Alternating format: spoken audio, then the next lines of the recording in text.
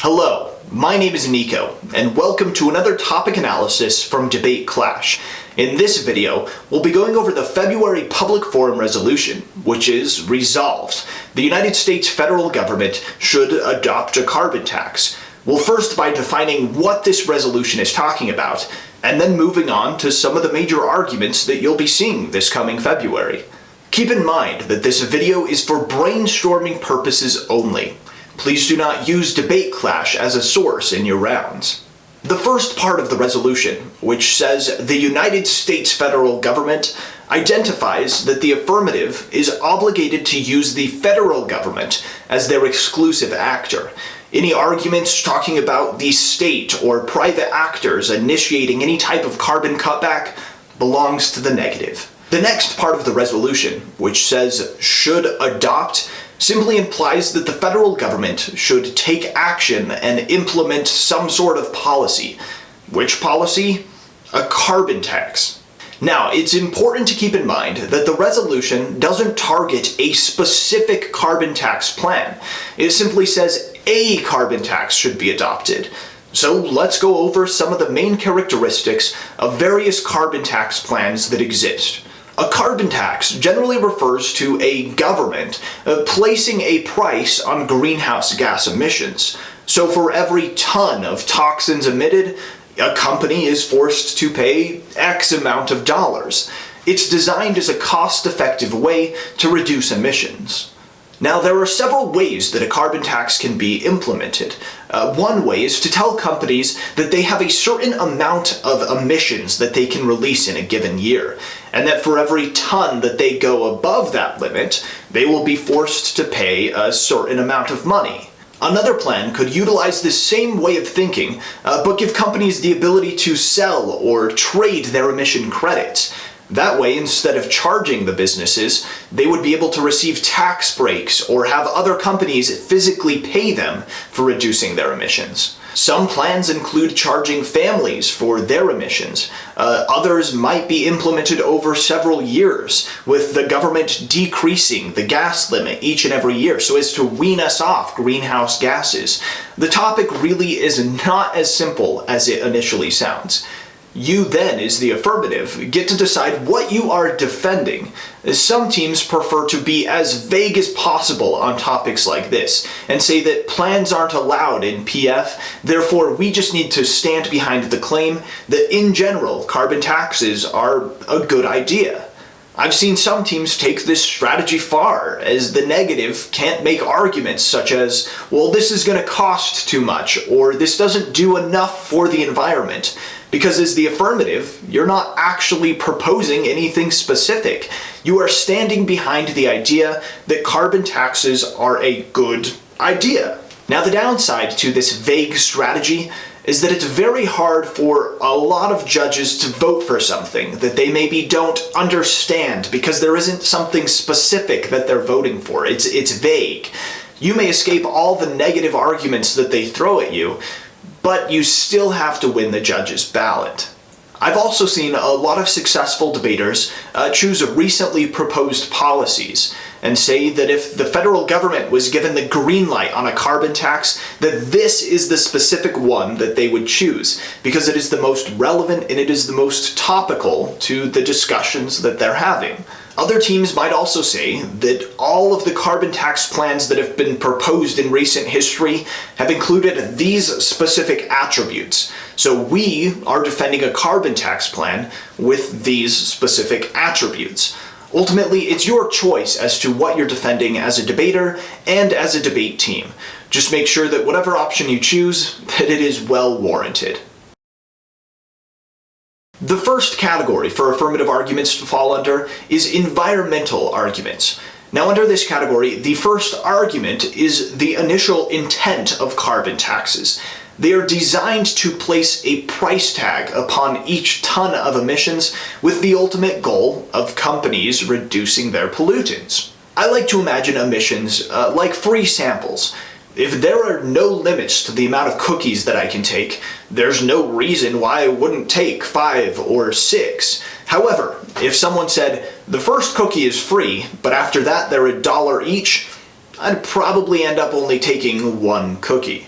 Right now, businesses don't have an incentive to reduce emissions. We are living in the uncapped free samples world of greenhouse gases. A carbon tax, however, would provide that cap. It would provide a monetary incentive for companies to reduce emissions. When companies start reducing emissions, it helps the environment overall. This is most likely going to be your major link for environmental arguments. I would recommend getting evidence to show that businesses would in fact follow this carbon tax and that they would reduce emissions, as well as some evidence showing multiple ways that businesses could easily reduce emissions.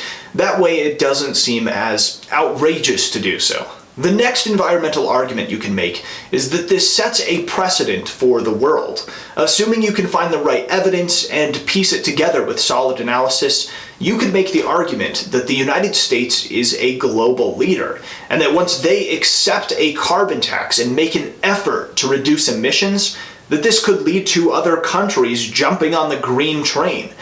This essentially could be the first step in reducing global emissions.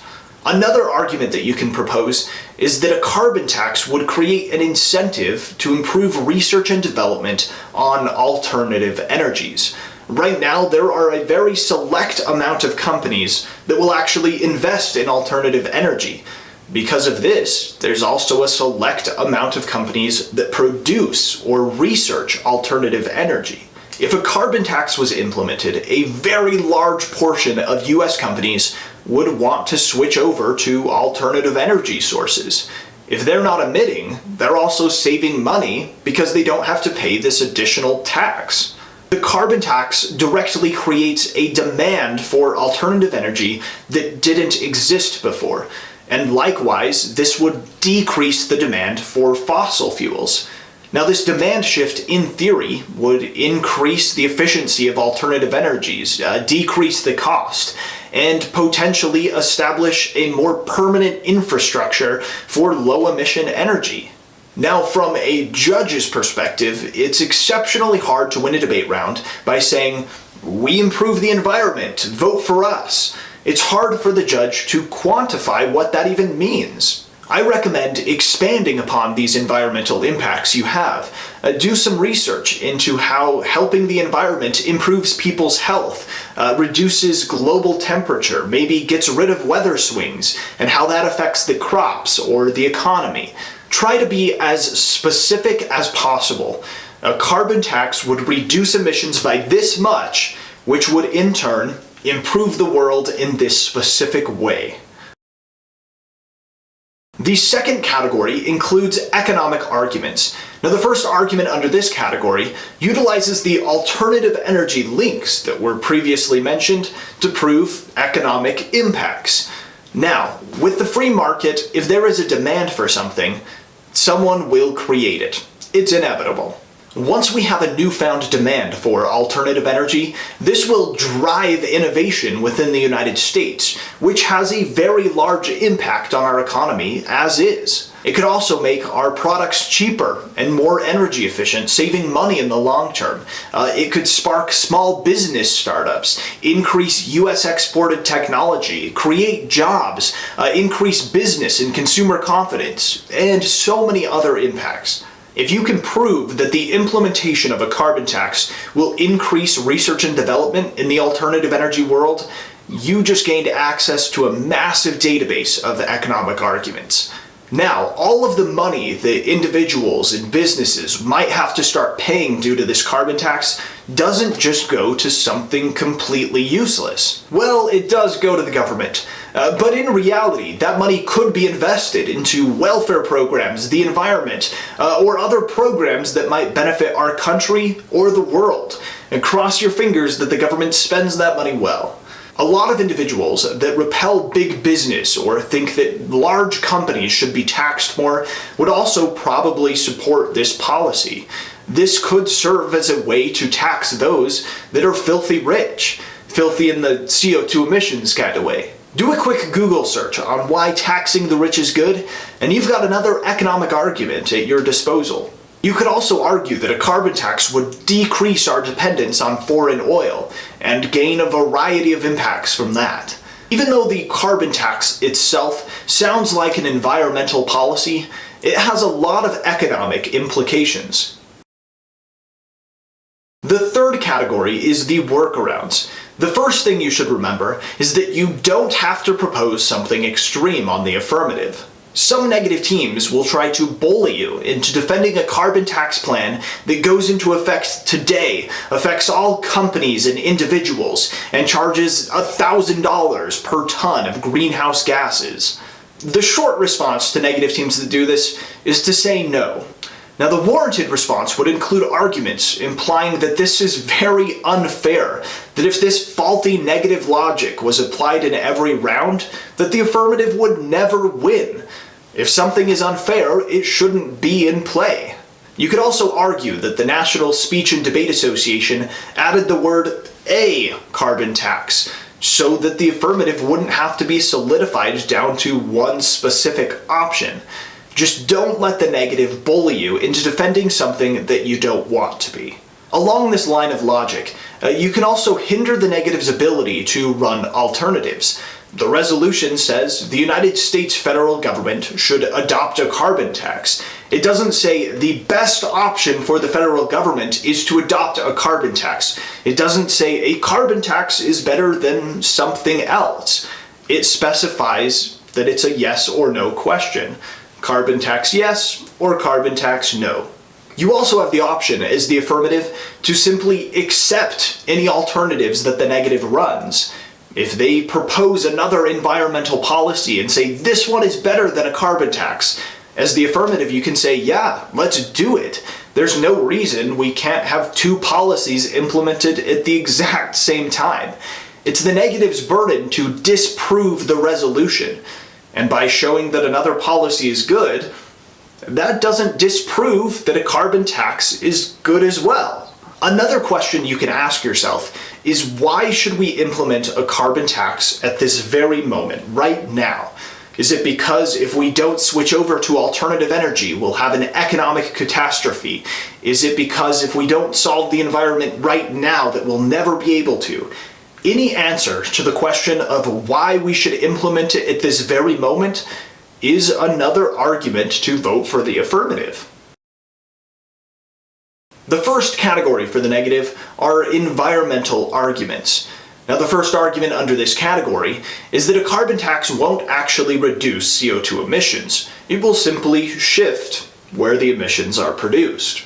For example, if the United States all of a sudden announced a new carbon tax plan that they were implementing, all of the businesses that heavily pollute would simply move their factories from the United States over to another country.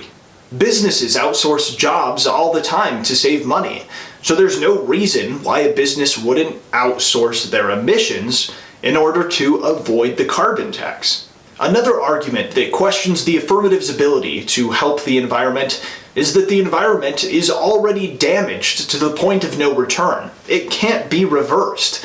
You could even agree with them and say, yes, the environment is more messed up than Miley Cyrus, but that doesn't mean that a carbon tax will come in and fix all of our problems. If the affirmative is implementing a policy in the name of helping the environment, then they have the burden of proof of showing you that the environment will be improving. If they can't show you that they're solving for the environment, then you vote for the negative. Along these lines, you can also mention that we have a global environment. I hate to burst the affirmative's bubble, but we share the air with everyone. If the United States stops polluting, that's one of 196 countries that stopped polluting. That's like claiming that if M. Night Shyamalan stopped directing, that there wouldn't be any more bad movies produced. Unfortunately, there are a lot of other bad directors that will continually ruin my childhood TV shows. We also have to think about businesses finding loopholes within the system. You can guess that as soon as a carbon tax is proposed, the businesses will start delving through that paperwork in an attempt to find some sort of loophole. This could lead to them utilizing fuels that maybe don't produce CO2 emissions, but could cause more harm or damage in some other way. The affirmative has to dream big if they think that a carbon tax will solve all of our environmental problems. Make sure to let the judge know that. The second category for the negative are economic arguments. Now, if you didn't already know, businesses do not like the government taking their money. Therefore, it'd be safe to assume that if a carbon tax was adopted, that businesses would force their consumers to pay the bill. If energy prices rise, so do the product prices. This could also do a lot more harm than simply raising the price of commodities. This could in fact destroy consumer and business confidence. Now, if you don't know what these economic terms mean, I highly suggest researching them and finding what a big impacts they have on our economy. Other small or startup businesses might not survive the initial impact of a carbon tax because of the energy price hike that they will face. Small businesses are a very large contributor to economic growth. If they're not starting, then our economy is going downhill from there. There is also the possibility that a carbon tax could affect drivers directly. If the government decided that a good way to regulate emissions was to increase taxes when people fill up their cars, this could hurt a lot of consumer checkbooks and overall hurt the economy. As crazy as it sounds, a carbon tax could also impact the government's budget. If you have a new policy in place, you need to have an agency to enforce that policy. Take a look at some of the other US agencies and how much they cost to run. Then you can start to develop an idea of how much it would cost to simply regulate the carbon tax itself. This new tax could also destroy countries' economies that export oil to the United States. Once their economies are hurt, because we are so financially tied together, it could end up hurting our own economy. One could also argue that it's just bad or immoral to hurt that other country's economy in the first place, that it doesn't matter how it impacts the United States. If they go down, it's a bad thing. The negative can also ask the affirmative when this carbon tax will be implemented. If it's immediate, then businesses don't have enough time to switch their infrastructure to this new alternative energy. It could cost companies millions of dollars each year, which would destroy business confidence, destroy employment, and hurt our economy in a variety of other ways. If the affirmative says that the implementation will take place over a series of years, you could then argue that this is just enough time for businesses to take their factories and move them over to other countries. This would skyrocket unemployment rates within the United States and ultimately not help emissions at all either. In debate lingo, we call this the double bind. No matter which way your opponent chooses to go, they lose. The third category is the workarounds. The first argument under this category runs contrary to the affirmative workarounds, which is that the negative can run alternatives. Just like how the affirmative has to warrant their claims as to why the negative shouldn't be able to run alternatives, the negative should also warrant their claims as to why they should be able to propose alternatives. These would include arguments that say that in real-life scenarios we propose alternatives, that we don't function with this tunnel vision of one option.